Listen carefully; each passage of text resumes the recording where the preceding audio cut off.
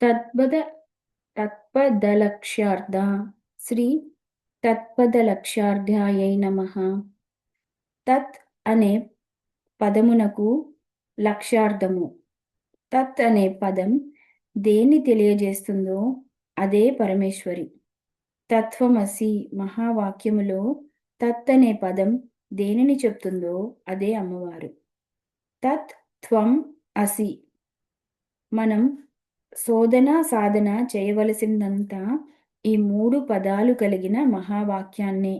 దీనికి మరో పేరు ఉపదేశ వాక్యము. గురువు తత్వం అసి అని శిష్యునకు చెప్తారు. తత్ అనగా బ్రహ్మ పదార్థము, త్వం అనగా జీవుడు, అసి అంటే అయి ఉన్నాడు, అంటే ఐక్యమై ఉన్నది. అది నువ్వై ఉన్నావు, ఇది తెలుగులో అర్థం. అది అంటే బ్రహ్మ పదార్థము. బ్రహ్మ పదార్థాన్ని అది అని ఎందుకు చెప్తున్నాము? ఏది మనకు పరోక్ష వస్తువో దానిని అది అంటాం. బ్రహ్మము పరోక్షమా ప్రత్యక్షమా? ప్రత్యక్షం అని శాస్త్రం విన్నప్పుడు అనిపిస్తుంది, కానీ మనకి ఎప్పుడు అది పరోక్షమే. బ్రహ్మానుభవం లేదు కనుక అనుభవానికి తెలియడం లేదు. తద్దురే కనుక అది దూరంగానే ఉంది. దూరంగా ఉన్నంత కాలం అది పరోక్ష వస్తువే. పరోక్ష వస్తువేంటో చెప్తూ, అది పరోక్షం కాదయ్యా, అదే నువ్వై ఉన్నావని దానిని అత్యంత అపరోక్షం చేశారు. పరోక్ష వస్తువుని భ్రమింపచేసే దానిని అపరోక్షం చేసుకోగలగాలని శంకర భగవత్పాదుల వారు అరో అపరోక్షానుభూతి అనే గ్రంథం కూడా రచించి పెట్టారు. తత్వమసి అని గురువు చెప్తారు. శిష్యుడు త్వం అనగా జీవ పదార్థం, తత్ అనగా బ్రహ్మ పదార్థమని రెండింటి గురించి విచారణ చేస్తాడు. అసి ఎలా ఉంటుందో తెలుసుకుంటాడు. త్వం అనే ఉపాధిగతమైన చైతన్యం, ఉపాధికి అతీతమైన చైతన్యం తత్పదార్థమే. ఉపాధులు చెప్పుకున్నంత కాలము పదార్థం అహం త్వ పదార్థము. విచారణ ద్వారా అది తత్పదార్థమే అని తెలుసుకుంటాడు. అప్పుడు తత్వమసి అనే ఉపదేశ వాక్యం శిష్యునికి అనుభవానికి వచ్చేటప్పటికీ అహం బ్రహ్మస్మి అవుతుంది. తత్వమసి అనే దాన్ని ఉపదేశ వాక్యం అంటారు. అహం బ్రహ్మస్మి అనే దాన్ని అనుభవ వాక్యం అంటారు.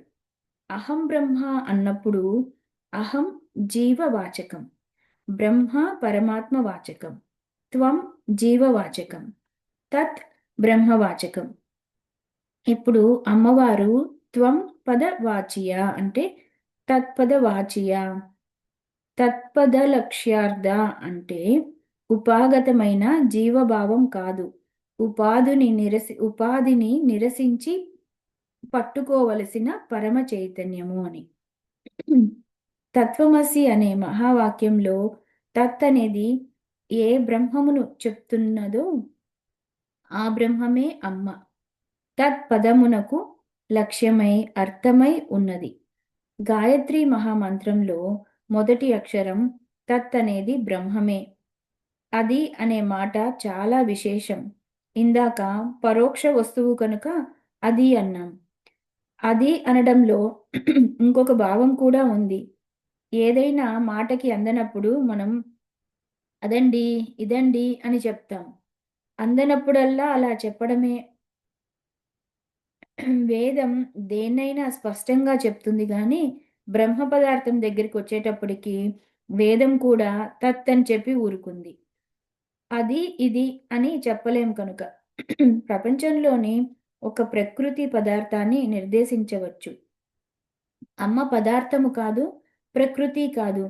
ప్రకృతికే చైతన్యాన్ని ఇచ్చే చితిహి ఆ తల్లి. ఆ చితిహి అనే దాన్ని ఇది అన్నారు. ఇదం అని వస్తువుగా నిర్దేశించలేం కనుక అది తత్ అని అంటే మనసుకి మాటకి అందనిది.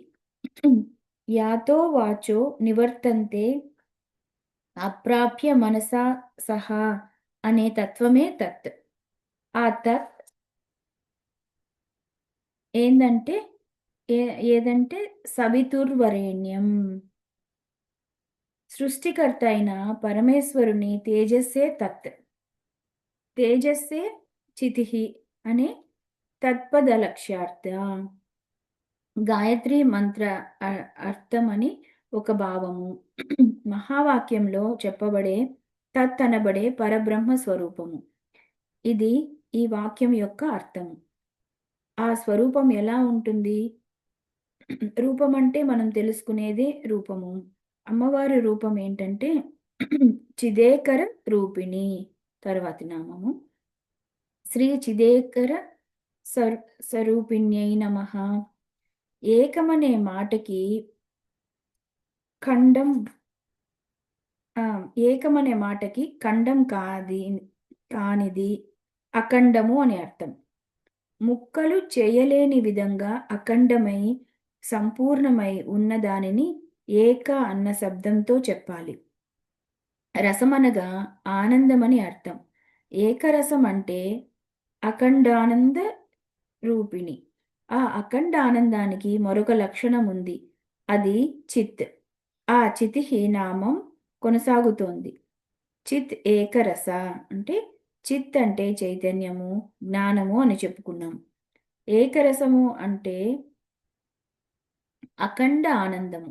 రెండూ కలిపి చూస్తే అఖండ జ్ఞానానందమే అమ్మ రూపం. కేవలం జ్ఞానానంద రూపిణి.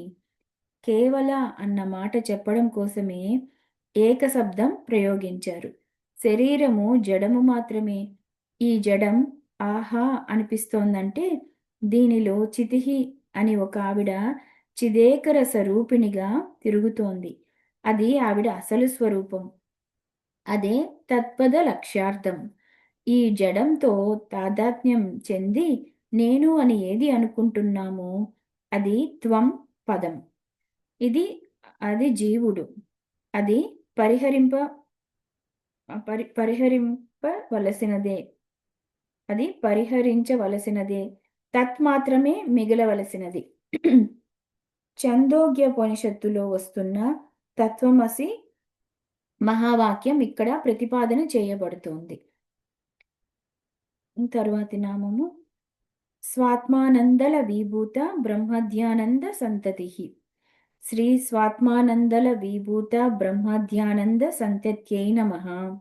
అగస్త్యుడు అడిగినప్పుడు హయగ్రీవ స్వామి బోధిస్తూ త్రిసతి అంతా చెప్పాడు.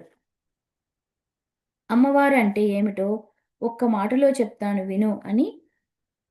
స్వాత్మైవ దేవత ప్రోక్త లలిత విశ్వవిగ్రహ అని చెప్పాడు. లలిత అంటే స్వాత్మ ఏవ, నేను అని అనడానికి ఏ చైతన్యం ఆధారమో అది ఆత్మ. ఆ ఆత్మయే లలిత. ఆవిడే విశ్వ విగ్రహ. నీ యొక్క ఆత్మ ఎలా ఉందో ప్రతి వారికి ఆత్మయై ఉన్నప్పుడు విశ్వమంతా ఆవిడ విగ్రహమేగా అన్నారు. ఆత్మస్వరూపిణి అయిన అమ్మని మనం తెలుసుకున్నాక జనన మరణ సుఖ దుఃఖ లాభ నష్ట ఇత్యాది ద్వంద్వ వికారాలని దాటిపోతాం. ఉపాధులన్నీ దాటిపోయిన తరువాత అఖండమైన స్వాత్మానందాన్ని మనం పొందగలగాలి. మనకు అసలైన ఆనందం కావాలని కోరిక ఉందా లేదా? ఇది ముందు ప్రశ్నించుకోవాలి. కావాలి అనుకుంటే అసలైన ఆనందం ఇది అని చెప్తారు. లవీభూత అంటే అల్పమైన అని అర్థం. అమ్మ అఖండ ఆనంద స్వరూపిణి. అదే చిదేకర స్వరూపిణి. ఆ ఆనందం ఎంతటిదయ్యా అంటే సమస్త లోకాల ఆనందాలు కలిపినా ఆ ఆనందం ముందు అత్యంత అల్పములే. లవీభూత బ్రహ్మాద్యానంద సంతతిః అనే మాట జాగ్రత్తగా తెలుసుకోవాలి. రహస్య నామాలు కనుక ఇందులో ఒక రహస్యం ఉంది. బ్రహ్మాది ఆనంద సంతతిః అన్నారు. సంతతిః అంటే సమూహం అని ఇక్కడ అర్థం. బ్రహ్మానందం మొదలుకొని అన్ని ఆనందముల సమూహములు కూడా అమ్మ ఆనందం ముందు అత్యంత అల్పములు. ఆనంద రూపిణి అయిన అమ్మ ముందు అత్యంత అల్పములు. అమ్మ ఆనంద సముద్రము. మనం చెప్పే లోకసుఖములన్నీ బిందువులు. సముద్రం ముందు నీటి బొట్టు ప్రమాణం ఎంత? ఇక్కడ బ్రహ్మానందం అంటే పరబ్రహ్మం నందం కాదు. బ్రహ్మలోకానందం. పరబ్రహ్మ అమ్మయే. చతుర్ముఖ బ్రహ్మ లోకానందం మొదలుకొని అన్నీ అంటే మనం అనుకునే భూలోక సుఖాల వరకు అని అర్థము. మనుషానందం మొదలుకొని బ్రహ్మానందం వరకు ఎన్నో ఆనందాలు ఉన్నాయి. మనిషి కూడా మను మానుషానందం పొందడం లేదు. మనుష్యుడు మానుషానందం పొందాలంటే అనేక జన్మల సుకృతాలు ఉంటే పొందుతాడు. మనుష్యానందం గురించి పరిపూర్ణంగా శాస్త్రంలో ఉంది. అందులో లవలేశమే మనం ఈ శరీరంతో పొందగలుగుతున్నాము. ముందు వాడు యువకుడై ఉండాలి. ఏ రోగము లేని దృఢ శరీరుడై ఉండాలి. పైగా జ్ఞాని అయి ఉండాలి. సమస్త శాస్త్రవేత్త అయి ఉండాలి. సాధువై ఉండాలి. అధ్యయన సంపన్నుడై ఉండాలి. భోగ వస్తువులకి కొదువ లేకుండా ఉండాలి. ప్రయత్నించక్కర్లేకుండానే సంపద ఉండాలి. తన పరిజనమంతా తనకి అనుకూలంగా ఉండాలి. సమస్తమైన భూమండలాన్ని ఏకఛత్రంగా పాలించగలగాలి. విశేషించి అకామహుతుడై అంటే కోరిక దెబ్బ తగలని వాడై అంటే కోరిక లేని వాడై ఉండాలి. అలాంటి వాడు పొందే ఆనందాన్ని మానుషానందం అంటారు. ఇది ఒక మనిషికే సాధ్యం. కానీ మనుషులందరికీ ఇది పొందటం సాధ్యమేనా? ఒకవేళ ఇవన్నీ సమకూరితే దాని పేరు మనుష్యానందము. మనుష్యానందానికి 100 రెట్లు ఎక్కువగా మనుష్య గంధర్వానందము. దీనికి 100 రెట్లు ఎక్కువ దేవగంధర్వానందము. దీనికంటే 100 రెట్లు దేవానందము. ఇప్పుడు చేసుకున్న పుణ్యాలని బట్టి ఇతర లోకాలకి వెళ్తే అక్కడ ఆనందాలు దొరుకుతూ ఉంటాయి. పితృదేవానందం కంటే 100 రెట్లు ఎక్కువ అజనాజ దేవానందము. దానికంటే 100 రెట్లు ఎక్కువ కర్మదేవానందము. దానికంటే 100 రెట్లు ఎక్కువ దేవానందము. దేవానందం కంటే 100 రెట్లు ఎక్కువ ఇంద్రానందము. ఇది ఇంద్రత్వంలో పొందే ఆనందము. దానికంటే 100 రెట్లు ఎక్కువ బృహస్పత్యానందము. దానికంటే 100 రెట్లు ఎక్కువ ప్రజాపత్యానందము. దానికంటే 100 రెట్లు ఎక్కువ బ్రహ్మలోకానందము. బ్రహ్మానందం అంటే ఇది. ఎక్కడ మనుష్యానందము, ఎక్కడ బ్రహ్మలోకానందము పరిశీలించాలి. భూమిలో ఉన్న ఆనందాలన్నిటిలోనూ మనుష్యానందం గొప్పది. ఈ మనుష్యానందం మొదలుకొని అక్కడ బ్రహ్మలోకానందం వరకు ఇన్ని లోకానందములన్నీ కూడా ఆ అఖండ ఆనంద రూపిణి అయిన అమ్మవారి ముందు లవలేశములే అంటే చాలా చిన్నవి అని. ఇటువంటి అఖండ ఆనంద స్వరూపము. అదే చిదేక రసం. అదే తత్పద లక్ష్యార్థము. అదే సర్వజీవుల యందు ప్రవహిస్తున్న చితిహి.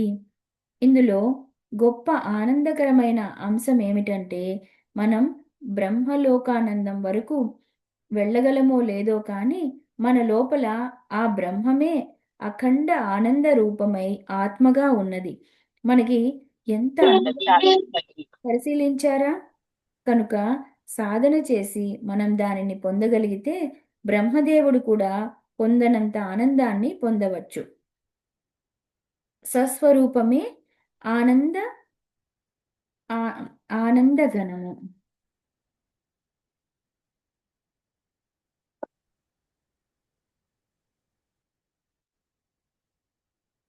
ఆ ఆనందాన్ని లోకంలో దేనితోనూ పోల్చడానికి వీలు లేదు. అది మన ఊహకి కూడా అందనిది. ఏ పాటి ఊహకి అందినా అది ఆ ఆనందం కాదు. అఖండ ఆనంద స్వరూపం అనే మాటకి చిదేక రసము అన్నప్పుడు అఖండము అన్నదే దానినే ఇక్కడ స్వాత్మానందల విభూత బ్రహ్మధ్యానంద సంతతి అన్నారు. ఇప్పుడు చెప్పిన ఈ ఆనందాలన్నీ సృష్టిలో అమ్మ యొక్క వెలుగులే. మనం చెప్పుకున్న నీటి బొట్లన్నీ సముద్రంలో నుంచి వచ్చినవేగా. అలా ఈ ఆనందాలన్నీ అమ్మ యొక్క అఖండ ఆనందము నుండి వచ్చిన బొట్లు. ఈ బొట్లు కోసం మనం తాపత్రయపడుతున్నాం. అది వదిలిపెట్టి అమృత సముద్రం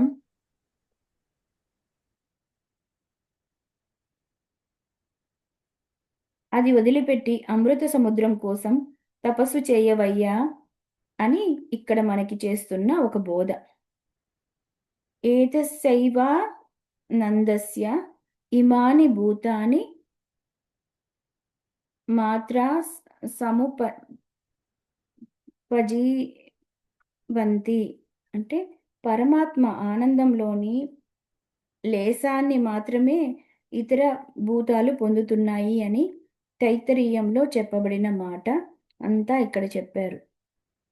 ఎప్పుడూ సాధన చేసుకుంటూ ఉంటే మన లోపల అమ్మని పట్టుకోవడం చాలా సులభం. ఎక్కడెక్కడో తిరిగి తిరిగి వచ్చాం, అక్కడ కాదయ్యా లోపల వెతకండి అని అంటున్నారు. నీ ఇంటి పెట్టెలోనే అమ్మవారు ఉన్నారంటే ఎంత ఆనందం!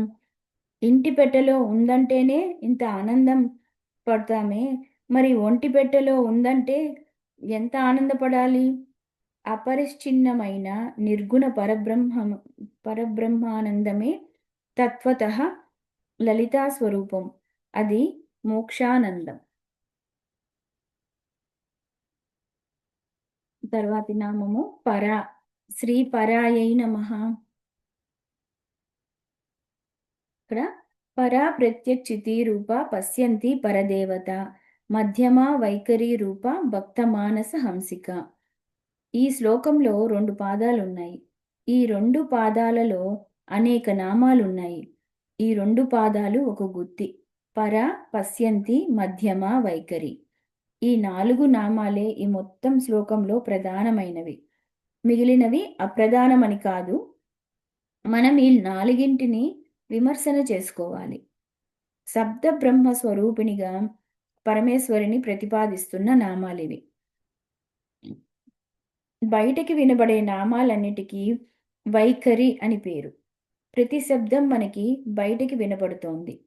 అక్షరాత్మకంగా మానవుడు ఒక్కడే పలుకగలడు. మిగిలిన జీవులెవ్వరూ ఈ విధంగా పలుకలేరు. వాక్స్వరూపాన్ని వేదమే చెప్తూ చత్వారి వాక్పరిమిత పదాని తాని విదుః బ్రహ్మణాయే మనీషిణః గృహత్రీని నిహిత నేంగయంతి తురీయం వాచో మనుష్య వదంతి అన్నారు. ఇది చాలా ముఖ్యమైన ఘట్టం. ఇందులోనే శ్రీచక్రం ఉంది, ఇందులోనే కుండలిని ఉంది. ఈ 4ంటిని విచారణ చేస్తే శ్రీచక్రోపాసనే. అలాగే శ్రీచక్రంలో ఈ 4 ఎక్కడున్నాయో చెప్పడం జరుగుతుంది. శ్రీచక్రాన్ని చూశాక ఏ ఏ కోణాలలో ఇవి ఉన్నాయో పట్టుకొని ఉపాసన చేస్తే అక్కడ కోణాలలో ఉన్నది ఇక్కడుందని తెలుసుకొని రెండింటికి ఐక్యం అనేది గట్టించి అమ్మ యొక్క సాయుధ్యాన్ని అఖండ చిదేకర రూపిణి స్థితిని పొందగలం. అందుకే ఇది చాలా ముఖ్యమైన వివేచన. పర, పశ్యంతి, మధ్యమ, వైఖరి అనబడే 4 వాక్స్వరూపాలని చెప్తున్నారు. గలగలా మాట్లాడే మాట స్థూలంగా చెవులున్న ప్రతి వారికి వినబడుతుంది. దాని వెనకాల 3 సూక్ష్మ దశలు ఉంటాయి. ఈ 3 చెవులకి వినపడవు, కానీ అవి లేకపోతే ఇది రాదు. ఇది ఎలాంటిదంటే చెట్టు, కొమ్మలు, కాండము కనబడుతోంది, కానీ వేరు కనబడదు. కానీ కనబడే చెట్టు బట్టి కనపడని వేరు ఉందని ఎలా తెలుసుకుంటున్నామో, వినబడే వాక్కుల బట్టి లోపల వేరులాగా వినబడిని సూక్ష్మ శక్తులు లోపల ఉన్నాయని తెలుసుకోవాలి. ఎప్పుడైనా స్థూలానికి మూలం సూక్ష్మము. స్థూలం కంటే సూక్ష్మానికి శక్తి ఎక్కువ. మానవుడు సాధనలో ఎంత స్థూలం నుంచి సూక్ష్మానికి వెళ్తే అంత సద్గతిని పొందగలడు. పరా, పశ్యంతి, మధ్యమ, వైఖరి అనబడే 4 వాక్స్వరూపాలుగా చెప్తారు కానీ ప్రపంచానికి కూడా ఇదే వర్తిస్తుంది. ప్రపంచంలో మనం ఏ వస్తువు గురించి మాట్లాడుకోవాలన్నా వైఖరియే ప్రధానం. ఏ వస్తువుని వర్ణించాలన్నా ప్రతిదానికి నామాలు, పదాలు ఉన్నాయి. వాటిని చెప్తున్నామంటే వైఖరియే కదా! నామం, రూపం ఇవన్నీ వైఖరియే. ఈ వైఖరి వెనకాల ఉన్న పరా, పశ్యంతి, మధ్యమాలను తెలుసుకుందాం. ఇది అర్థమవ్వడానికి చిన్న ఉదాహరణతో చెప్పుకోవాలి. ఒక గింజ చెట్టుగా కావాలంటే ఎన్నో దశలు దాటుతుంది. విత్తనం యొక్క ముందు దశ ఉబ్బడం. ఈ ఉబ్బిన దశ వంటిది పరాదశ అంటారు. తరువాత దాని నుండి మొలక వస్తుంది. ఆ మొలకని పశ్యంతి దశ అంటారు. ఆ మొలక తరువాత 2 దళాల చిన్ని మొక్కగా ఉంటుంది. హ్మ్. మొత్తం వృక్షమని చెప్పలేం. అసలు వృక్షం కాదని చెప్పలేం. కాబోయే వృక్షము యొక్క ఒకానొక వ్యక్త దశ అందులో కనబడుతుంది. కనుకనే ఉబ్బిన దశ నుండి మొలక దశ, మొలక దశ నుండి 2 దళాలుగా విచ్చుకొని పైకి లేచిన దశ. దీనిని దళా దశ అనుకుంటే ఇది మధ్యమ. దాని తరువాత వృక్షము. ఆహ్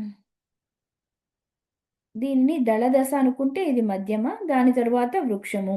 వృక్షం అనగానే కొమ్మలు, రెమ్మలు, పువ్వులు, పళ్ళు ఇలా రకరకాలుగా ఉంటుంది. ఈ వృక్షమంతా వైఖరి. ఈ వైఖరికి ఇప్పుడు వెనక్కి వెళ్తే దళదశ, మొలక దశ, విత్తన దశ వచ్చింది. ఎలాగైతే విత్తనానికి ఈ 3 దశలు ఉన్నవో అలా వైఖరికి వెనకాల మధ్యమ, పశ్యంతి, పరా వచ్చాయి. ఇది రోజు మనలో జరిగే ఒకానొక నిరంతర ప్రక్రియ. మన మాటలన్నీ ఎక్కడి నుండి వస్తున్నాయని ఎప్పుడైనా ఆలోచించారా? మన శరీరంలో ప్రాణశక్తి వాగ్రూపకంగా ప్రధానంగా ఉంది. దానినే పట్టుకోవాలి. మంత్రోపదేశం ప్రధానంగా ఎందుకు చెప్తారంటే, మనలో ప్రాణ చైతన్యం యొక్క ప్రథమ స్వరూపం నాదము. వాక్కు ద్వారా నాదానికి వెళ్ళి, ఆ నాదానికి మూలమైన అమ్మని పట్టుకోవాలని ప్రయత్నము. ఈ విషయాన్నంతటినీ నాదరూప నామం దగ్గర వివరంగా చెప్పుకున్నాం.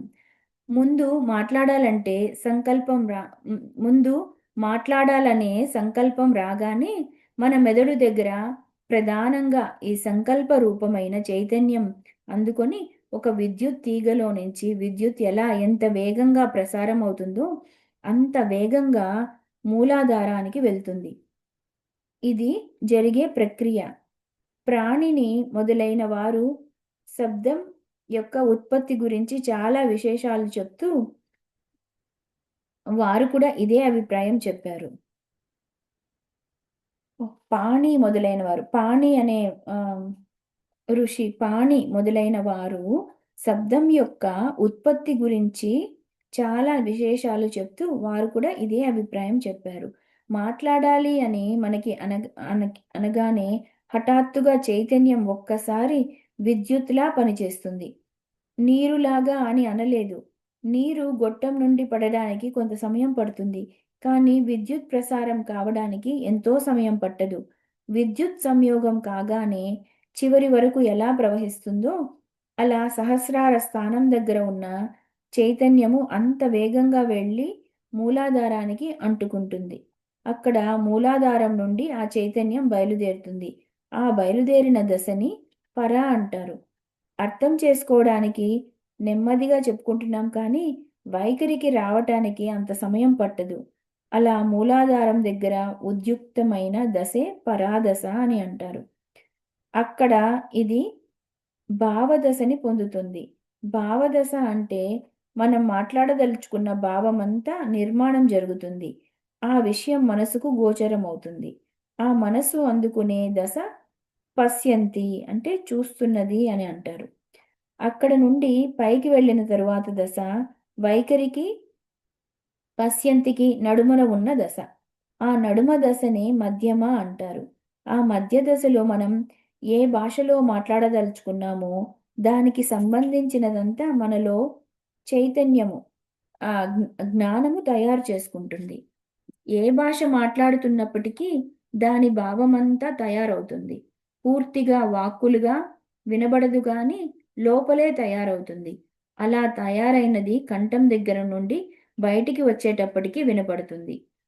పరాదశ సంకల్ప రూపంగా చైతన్యంగా రావటం, భావరూపంగా అందేది పశ్యంతి దశ. ఆ లోపల వాక్య నిర్మాణం సూక్ష్మంగా చేసుకునే దశ మధ్యమ దశ. బయటికి వినపడగానే వైఖరి దశ. మాట ఇలా తయారవుతుంది. మన లోపల ప్రాణశక్తి వల్ల ఇదంతా జరుగుతోంది. వాక్కు అనేది ప్రాణశక్తి యొక్క ప్రకటనమే. ప్రాణము, వేడిమి ఈ రెండూ కలిస్తే నాదం బయలుదేరుతుంది. నారాయణి నాదరూప దగ్గర చదువుకున్న విషయం ఇక్కడ గుర్తు తెచ్చుకోవాలి. ఆ వాక్కు యొక్క సంచారాన్ని మనం గమనిస్తూ ఉంటే మన లోపల చితిహి అయిన అమ్మవారు ఎలా కదులుతున్నారో గమనించుకోవచ్చు. మంత్రమునకు అది సహాయము. మంత్రం స్థూలంగా కాకుండా సూక్ష్మంగా చేయడం మొదలుపెడితే ఎంత ఎక్కువగా ఈ వాక్కుని ఉపాసిస్తాము. మంత్రోపాసకులందరూ చేసేది ఈ వాగ్రూప ఉపాసనే. మూలాధారాత్ సముత్పన్నః పరాఖ్యో నాద సంభవః స ఏవోర్ధ్వ తయా నీయతః స్వాదిష్టానే విజృంభితః పశ్యంతాఖ్యమవాప్నోతి తయైర్వోర్ధ్యం శనైః అనాహతే బుద్ధితత్వం సమేతో మధ్యమాభిదః తథా తథ్యోర్ధ్యం నున్నస్సన్ విశుద్ధౌ కంఠదేశతః వైఖర్యాఖ్య అని నిత్యాతంత్రం చెప్తోంది. మూలాధారంలో నాదం పుడుతుంది. దానినే పర అంటారు. అది క్రమంగా పైకి తీసుకురాబడి స్వాదిష్టానాన్ని పొందుతుంది. అప్పుడు దానికి పశ్యంతి అని పేరు. ఆ నాదమే మెల్లగా మెల్లగా పైకి వచ్చి అనాహత చక్రాన్ని పొందుతుంది. అక్కడ బుద్ధితో కలుస్తుంది. దానికి మధ్యమ అంటారు. అలా పైకి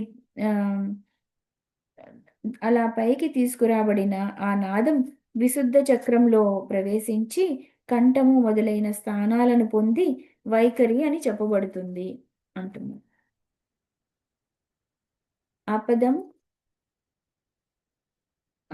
అపదం పదమాపన్నం పదం చాప్య పదం భవేత్ పదాపద విభాగంచ యః పశ్యంతి స పశ్యతి అంటారు. ఇది సూత సంహితలోని యజ్ఞ వైభవ ఖండంలోనిది. నిష్పంద అంటే నిశ్చల శబ్ద బ్రహ్మమే పర. పశ్యంతి మధ్యమ వైఖరి అనే 4 స్థానాలను పొందింది. ఇది సృష్టి క్రమంలోనిది. ఈ 4ంటిని క్రమంగా తెలుసుకున్నవాడే జ్ఞాని. ప్రసాద రూపిణి చేతి పరాస సాంభవి పరే అని త్రిపుర సిద్ధాంతం. ప్రసాద రూపిణి అయిన సాంభవి అంటే శంభుని యొక్క శక్తి కనుక పర అయినది అని చెప్తున్నారు. సృష్టి నిర్మాణం కూడా పర పశ్యంతి మధ్యమ వైఖరి రూపంగా జరిగింది. పరమాత్మ సృష్టి చేయాలనుకోగానే తన శక్తితో కలిశాడు. తన శక్తితో పరమాత్మ కలవగానే ఆ దశని పర అంటారు. ఆ తరువాత ఈ జగత్తుని ఎలా నిర్మాణం చేయాలనే జ్ఞానంలో ముందు సంకల్ప దశ, భావదశ. ఆ భావదశకి వచ్చేటప్పటికే పశ్యంతి. ఏ విధంగా నిర్మాణం చేయాలని లోపల సమకూర్చుకున్నారో అది ఆయన యొక్క మధ్యమ. తరువాత జగద్రూపంగా వ్యక్తం చేశాడే అది ఆయన యొక్క వైఖరి. పరమేశ్వర శక్తి పర, పశ్యంతి, మధ్యమ వైఖరులుగా అలా విస్తరించింది. మన లోపల వాక్శక్తి అలా వచ్చింది. ఇది పరిశీలన చేస్తూ ఉంటే అది తెలుస్తుంది. అక్కడ ఉన్నదే ఇక్కడుంది అని చెప్పడంలో అదే అర్థము. వాక్కు గమనం ఎలా సాగుతుందో తెలుస్తుంది. దీనికి పైన చెప్పిన శాస్త్రవాక్యాల్లో ఒక మాట చెప్తూ మూలాధారాత్ సముత్పన్నః పరాఖ్యో నాద సంభవః అన్నారు. మూలాధారం నుండి కలిగినది పర అని చెప్పబడుతోంది. స ఏవోర్ధ్వతయా నీతః అంటే అది పైకి రాగానే స్వాదిష్టానే విజృంభితః అన్నారు. స్వాధిష్టానం దగ్గరికి వచ్చేటప్పటికే పైకి రావడం వాక్కుకి వేగం పెరుగుతుంది. పైకి రావడంలో వాక్కుకి వేగం పెరుగుతుంది. అక్కడ నుండి పైకి వచ్చేటప్పుడు పశ్యంతాఖ్యమవాప్నోతి అంటే పశ్యంతి అని చెప్పబడుతుంది. తయ్యై తయైర్వోర్ధ్యం శనైః శనైః ఇది నెమ్మది నెమ్మదిగా వెళ్ళి అనాహతే బుద్ధి తత్వ సమేతో మధ్యమాభిదః అంటే అనాహతం దగ్గరికి వచ్చేటప్పటికి బుద్ధి తత్వంతో కలిసి మధ్యమ అనిపించుకుంటోంది. అది తత తయోర్ధ్యం నున్నస్సన్ విశుద్ధౌ కంఠదేశేతః వైఖర్యాఖ్య పైకి తీసుకురాబడి విశుద్ధి చక్రంలో ప్రవేశించి కంఠాది స్థానాల ద్వారా వైఖరిగా వినబడుతోంది. ఇంతవరకు వచ్చింది. ఇక్కడి నుండి బయటకు రావడానికి మానవునికి ఒక్కనికే భగవంతుడు అవకాశం ఇచ్చాడు. ఇలాంటి శరీరము, ఇలాంటి తలకాయ ప్రపంచంలో దేనికి లేదు. వాగ్దేవి ప్రపంచమంతా ఉంటుంది.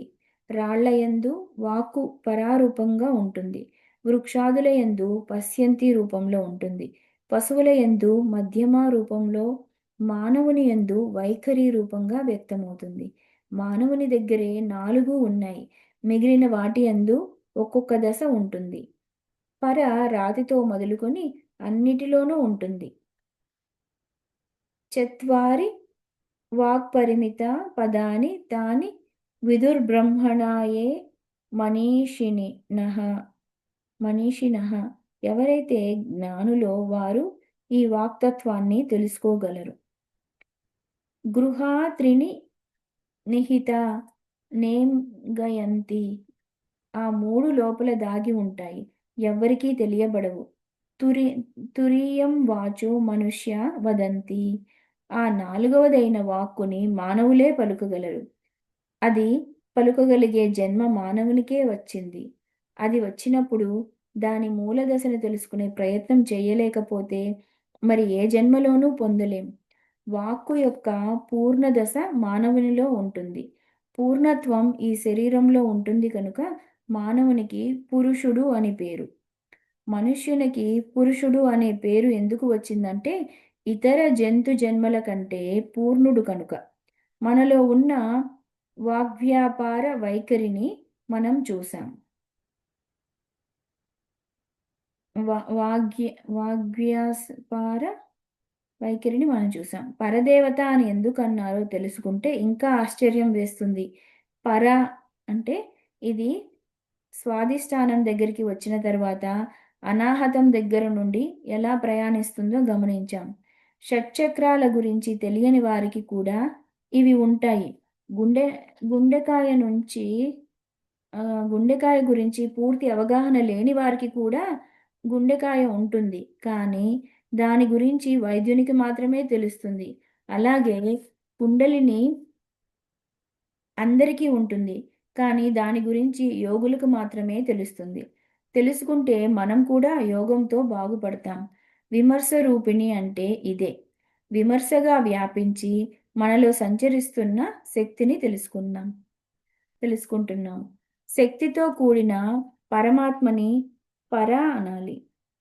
అది శ్రీచక్రంలో ఎక్కడ ఉందో పరిశీలిస్తే శ్రీచక్రంలో మేరువులో పైన బిందుస్థానం పరా త్రికోణం, పశ్యంతి అష్టత్రికోణం, మధ్యమ అని చెప్పబడుతున్న మిగిలిన అన్ని ఆవరణలు కలుపుకుంటే తరువాత వచ్చే 2 దశ త్రికోణాలు దశ త్రికోణ చక్రాలు, చతుర్దశ త్రికోణము, అష్టదళము, షోడశ దళము, చతురస్రం ఇదంతా వైఖరిగా వ్యక్తమవుతున్న ప్రపంచమే. అక్కడి నుండి మొత్తం లోకమంతా వస్తోంది. పరా సహస్రారంలో నుంచి మూలాధారంలోకి వచ్చింది. అది పొందగలిగితే అప్పుడు మోక్షము. ఈ మాటనే త్యాగరాజస్వామివారు మూలాధారజ నాదమెరుంగటే ముదమగు మోక్షమురా అన్నారు. అంటే ఆయన స్థితి ఎంతటిదో గ్రహించాలి. ఆయన నాదయోగి, సంకీర్తన యోగి. అందుకే ఆ మాటని అనగలిగారు. పరస్య శక్తిర్వివిధైవ శ్రూయతే. పరాశక్తి అంటే ఇదే అర్థం. సృష్టికి ప్రారంభ దశలో ఉన్న శక్తి పరాశక్తి. అదే ఆదిశక్తి. ఆ ఆదిశక్తే పరావాక్కుగా మనలో ఉన్నది. దీనిని రకరకాలుగా సాధకులు చేస్తారు. ఏయం విమర్శరూపైవ పరమార్థ చమత్సృతిః సైవ సారం పదార్థానాం పరా వాగభిధీయతే. నాదాఖ్యా సర్వభూతేషు జీవరూపేణ సంస్థిత. అనాదినిధనా సైవ సూక్ష్మా వాగనపాయిని. అనాదినిధనం బ్రహ్మశబ్దతత్వం యదక్షరం. సర్వ పదార్థాల సారం పర. మాయా మాయాస భరిత బ్రహ్మయే పర. ఆద్యంతాలు లేనిది, సూక్ష్మమై నాశన రహితమై